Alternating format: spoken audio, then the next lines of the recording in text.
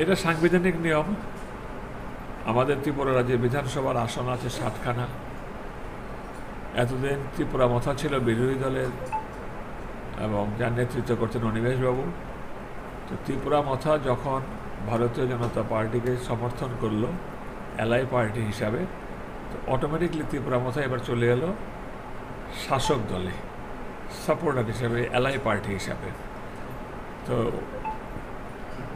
out of 60 number MLS, CPIM have 10 numbers.